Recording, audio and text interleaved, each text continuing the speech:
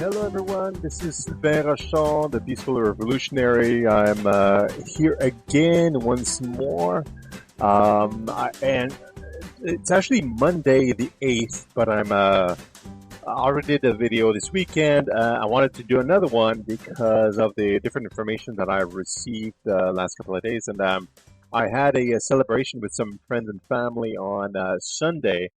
Um, every year, basically, me and my friends and philosophical friends as well, members of the Raelian movement, we celebrate August 6th in honor of a new age of humanity, essentially, that started with the bombings of Hiroshima and Nagasaki at the end of Second World War.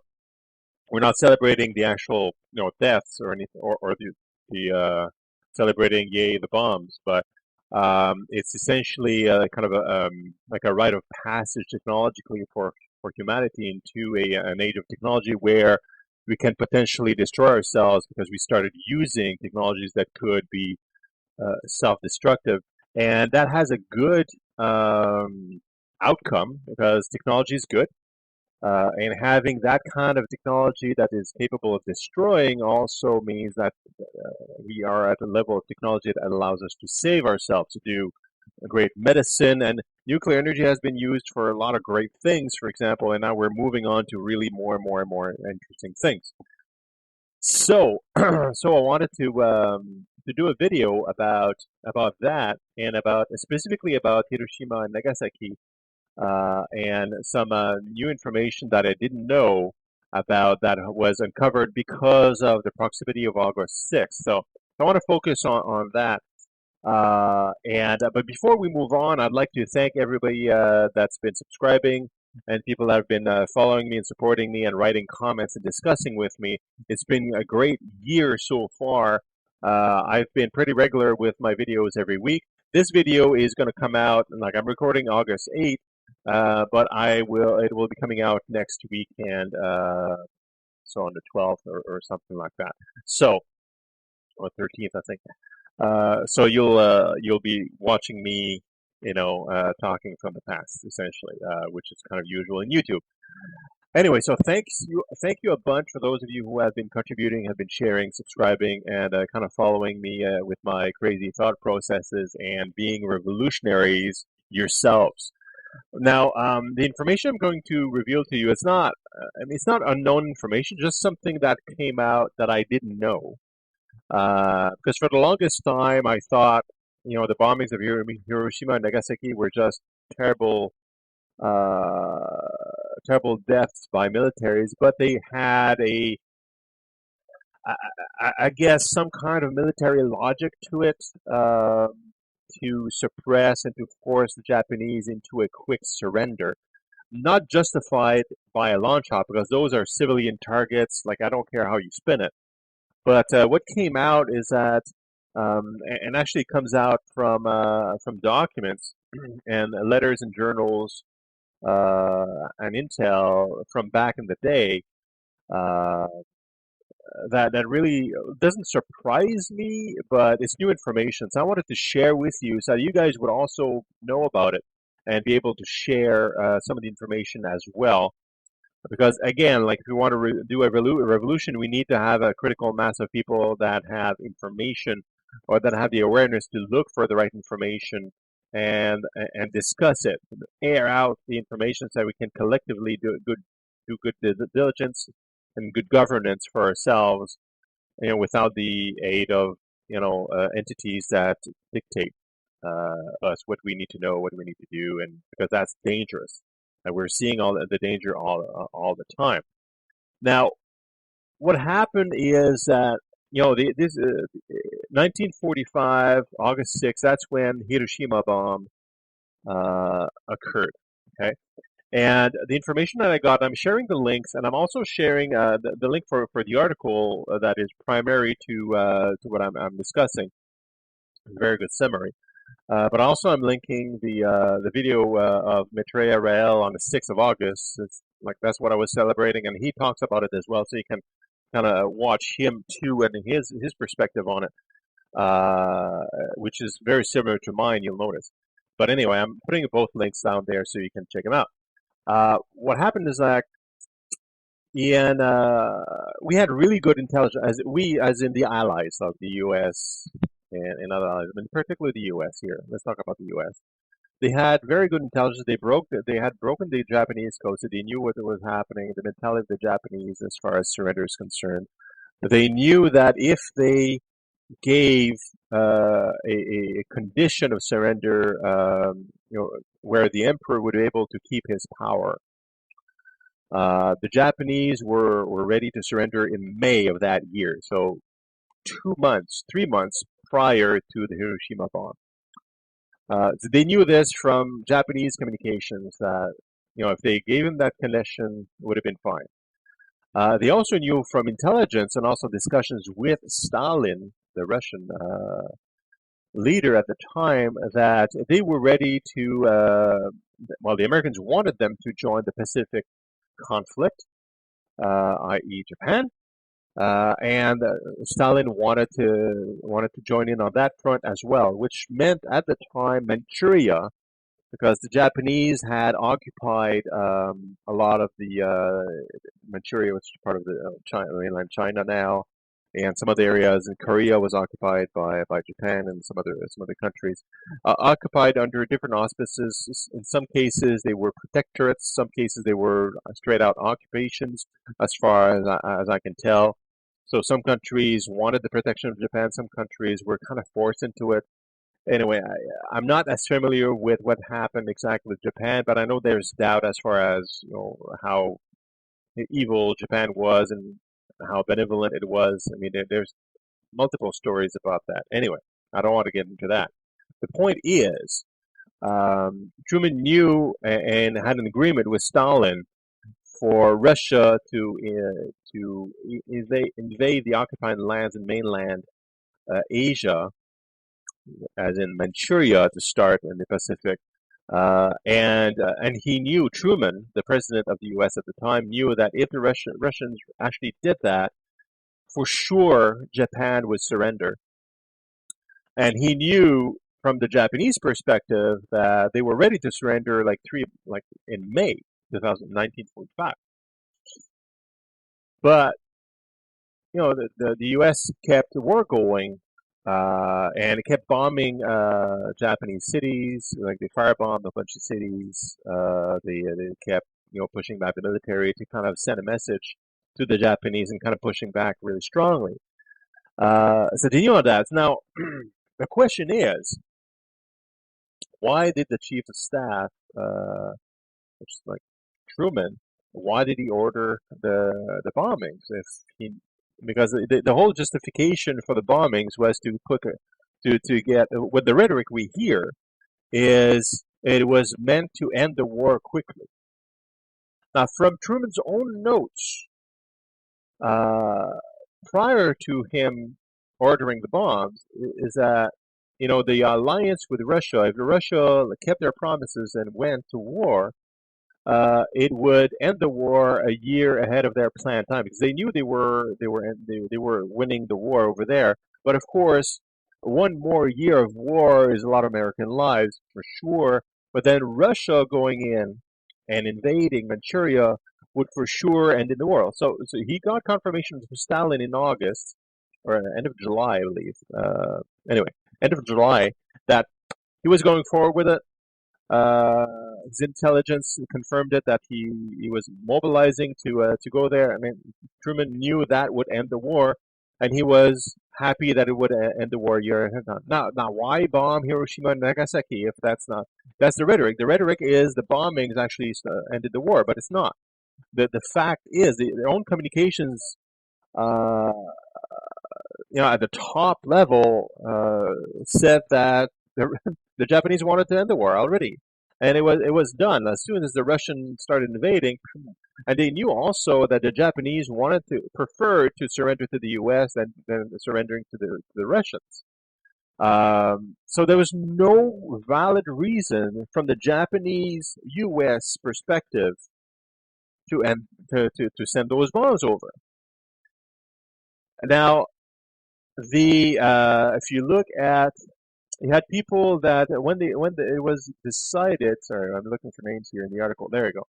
1945, the top officials. You had Dwight Eisenhower, the general then, generals Douglas MacArthur, again very famous, Henry Arnold, Admirals William Leahy and Chester Nimitz, Ernest King, William Halsey.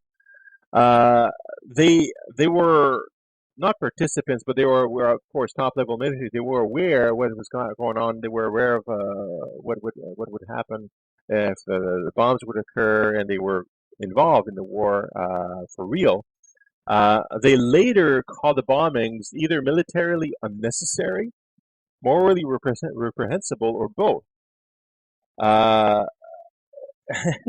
and um, William Leahy, who was Truman's personal chief of staff at the time, he wrote in his memoirs that the Japanese were already defeated and ready to surrender. The use of this barbarous weapon at Hiroshima and Nagasaki was of no material assistance in our war against Japan.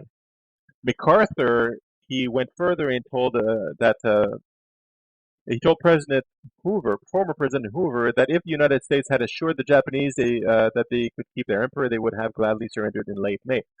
Again, so the top level military individuals thought that it was a bad idea, reprehensible morally for one for sure, but also militarily unnecessary because they already had the arrangement with the Russians and they knew everything was going to happen. So why the hell? Why the hell did Truman send them up? And he said, Truman also said after Hiroshima was obliterated, 300,000 people died only at Hiroshima. That's the instant deaths, not the long-term deaths. Nagasaki, similar amount. I mean, you're talking about millions of people either dead, sick, radiation poisoning, affected significantly with their health for forever. He called it the greatest thing in history. That's in his official statements. I don't know about his personal memoirs on the subject after the fact. But of course, he wanted to call it the greatest thing in history in public because he wanted the American population to believe that it was necessary and it was for it was saving lives. That's the rhetoric. It's going to be saving lives. We're 1 year less of war if we use as we so less American people dead, a whole bunch of Japanese, but it would even part of the rhetoric is that it saved also Japanese lives because extending the war by 1 year would have meant more deaths than those two bombs. Okay, let's get to it. Why? Now that maybe I don't know if you guys have guessed, but the U.S. was actually concerned about Russia. They were concerned about Russia's success against the Germans from the east in Europe was extremely powerful, and they saw that the machine of Russia was just as efficient as the war machine of the U.S. And they saw them as a threat, as a military threat. The U.S. happened to have been testing the atomic bomb as a deterrent and a potential means of first strike, right? So they decided to bomb Hiroshima and Nagasaki. Like the first, it was Hiroshima in August 6th. The Russians started invading Manchuria in August 8th, right between the two bombings. It was already planned. Everybody knew. Well, everybody that knew that at those levels knew. And then Nagasaki shortly after was bombed, a second one. The Americans did this just to deter Russia, just to tell Russia, it's like, hey, we have military capable assets that are able to level cities in one bomb from high altitude,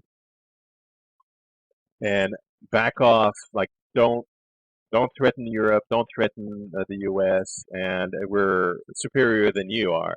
It's like you go to a fight. You two guys about the same size, two beefy guys, right? They're stronger than everybody else, and one just takes out a revolver and says, "Hey, I have this. You don't. Back off." Right? they were basically concerned about the Russia going aggressive on the world for some reason and dominating with their military. So there was a show of strength.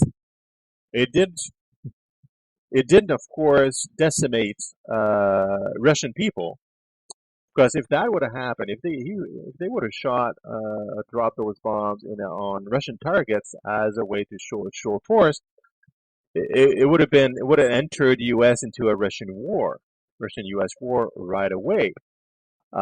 Instead, they used a pretext of ending the war with the Japanese, dropped them on the Japanese, who were at the time completely defenseless, and already a hundred cities were firebombed anyway. So what's a few more, right?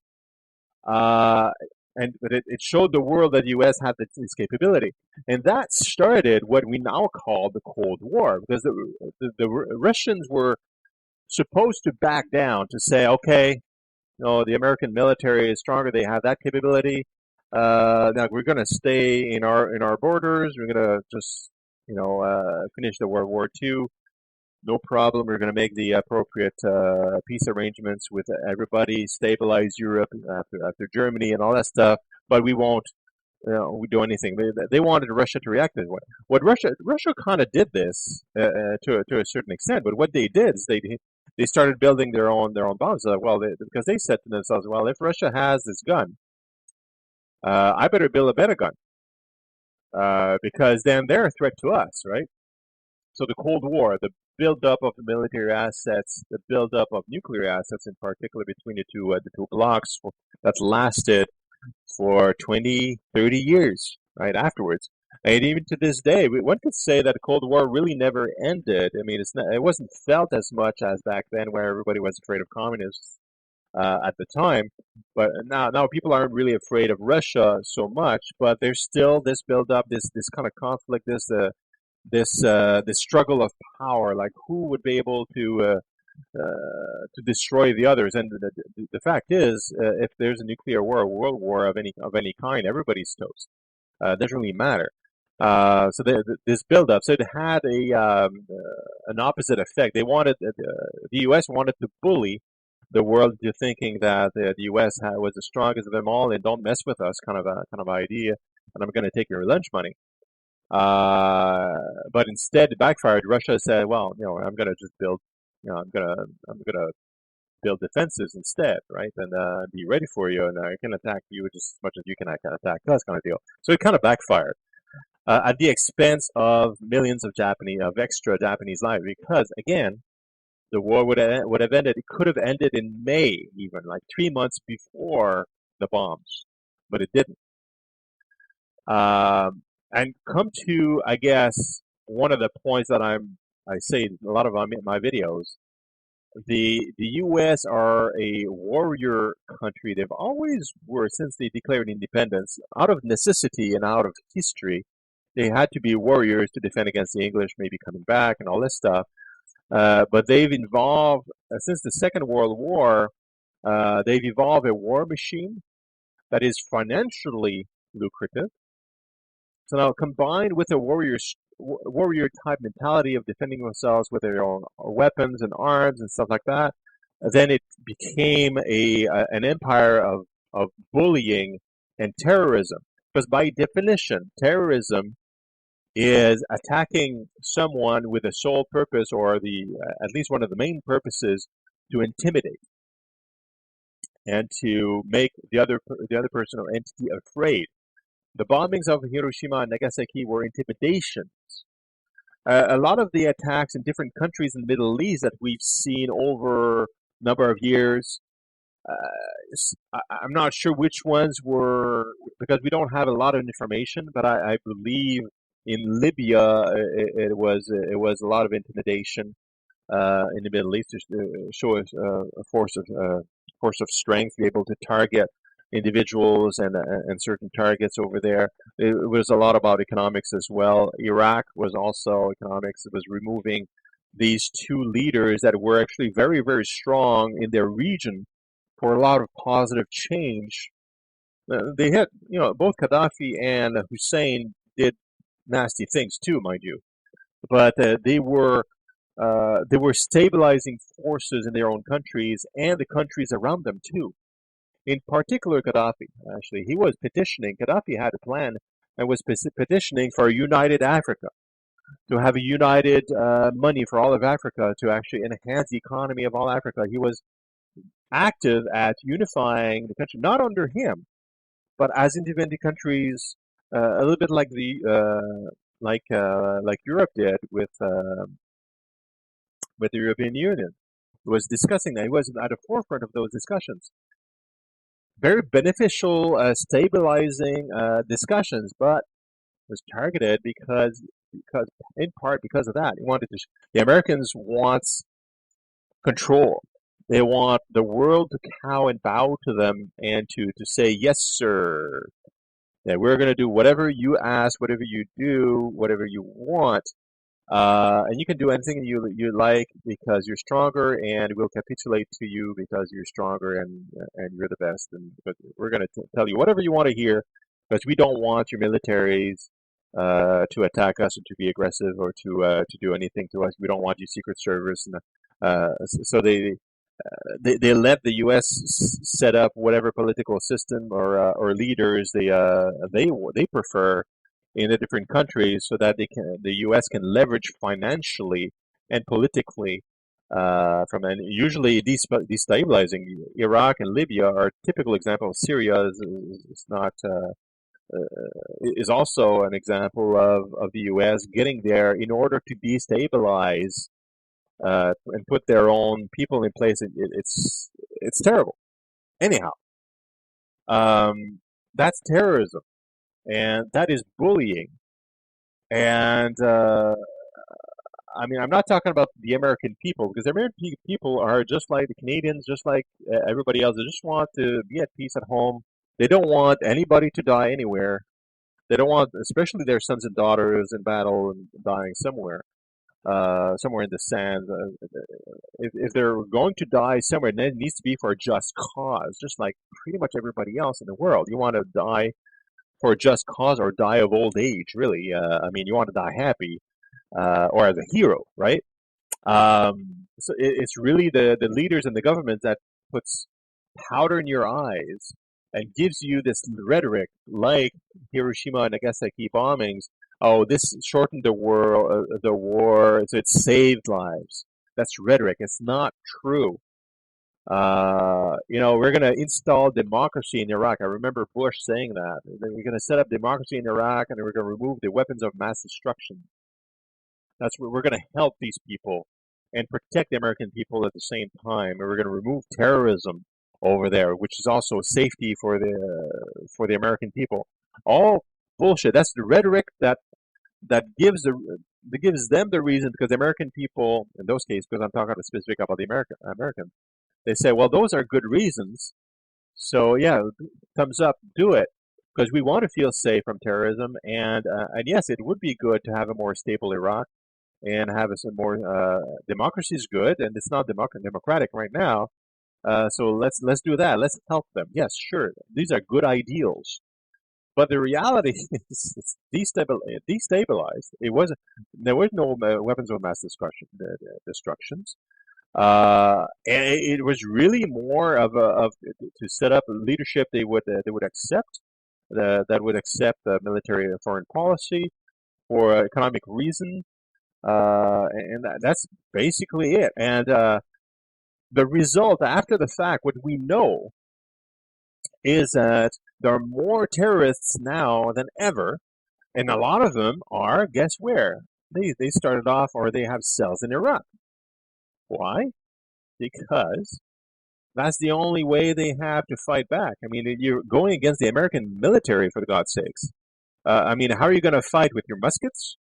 No, they used terror. So they tried to scare the other country using violence, so that they won't come. They to change the behavior essentially. Um, and so the U.S. to their bullshit justified wars are creating their own enemy. And then they go to war against that enemy, against terrorists, which is also approved by the population because the population doesn't know any better, and that creates more terrorists. But they go to war against terrorism for other reasons. Not, they don't care about the terrorism that's going on elsewhere. Like, what are you kidding me? No, they go there. Why is it this specific location? Well, it's because there's other stuff going on. Like right now, it's Assad in Syria, and the other conflicts going on. Um, I mean, it's because they have political and economic reasons to go there and put pressure, and they want to destabilize that government. They want Assad gone because they want somebody that will bow to them. Assad, Gaddafi, Hussein were saying no to the Americans. They would not listen. They said, well, bug off. We're doing our own thing here. I'm not going to do what you want me to do. They all said the same thing. They're all trying to do things that are against American foreign policy, that don't go against the American benefit. So they were to be removed. And that's the reason why there's so much terrorism against the states. And even like I've mentioned it several times in some videos, some instances of terrorism, France, Belgium, Russia, and other in the U.S. 9/11, very likely they were actually set up by the American underground, like the Black Ops and CIA, whoever, to give further reason to the American people to actually go into those countries. So anyhow, I mean, I know I talk about this a lot, but this has to stop. The people have to put in doubt everything their government is going to say. It's like, we want to go to war somewhere. No. Yes, but it's for no. Enough bullshit. We don't care what you say. We've heard enough bullshit. It's like, the boy who cried wolf. Once you heard him like 100 times call that they're wolves, but they're no wolves, attacking the sheep. At some point, you shouldn't believe them, right? And then like the story goes, when it is true, you don't know anymore. Like, is it true? Is it not? Like, you don't know. And then the sheep get eaten, and the shepherd as well, right? And that's what the American people are also afraid of. Like, what if it's true this time? So they have doubt. Just say no. Refuse to say no. No, no, no, no, no, no. We have to do this. No. Opt for peace. No war. No one. Bring all the soldiers home. Close all the bases. Go home. Uh, Apologize to everybody. Monetary compensation if needed. Make peace and stay home. Foreign policy. No more foreign policy with any kind of military involvement. Or any kind of political pressure or economic pressure anywhere. Take care of the American people. They need you. I mean, there's enough people that are under the poverty line as it is. These kind of decision making, as what we've seen for Hiroshima and Nagasaki, for example, is prevalent. It's not only the U.S. I'm using that because I'm close to the U.S. and I criticize the U.S. a lot because they are the big bully in the room right now. I'm not saying China and Russia aren't doing some bullying of their own, by the way. I mean, they're not as close to me as I am. I don't research them as much, but they are also doing some bullying. I'm sure Russia has been doing some bullying in Crimea. They're not outside of fault here, but the point is, us, the population, it always comes down to us. We have the power. We have to be smarter than this. We have to use our own information, our own sources from the internet that are not controlled by the financial conglomerates and individuals that want to gain money from war. And we need to compare that with the official stories, and we need to have the courage to say no, and have the courage to be called a non-patriot or a traitor to our country. I know that this happens a lot in the States. It doesn't happen here in Canada because Canada, we're so apathetic. We're peace loving people in general. Like, we don't have this in the history. But if you say, for example, that, well, anything that I've been saying, if I was an American, I would be a traitor. I would be called a traitor immediately because I'm not following the line that has been established by the government. Even though it's fairly well known now from information, a lot of proof out there that the information it comes from the American government is usually false. And they usually go to war on false pretext, knowing ahead of time that is false for different reasons. We just know it after the fact, and then people somehow kind of forget. Oh, in Iraq, it was bad. It was a bad decision. They were wrong. It was a fiasco. It's more destabilized now.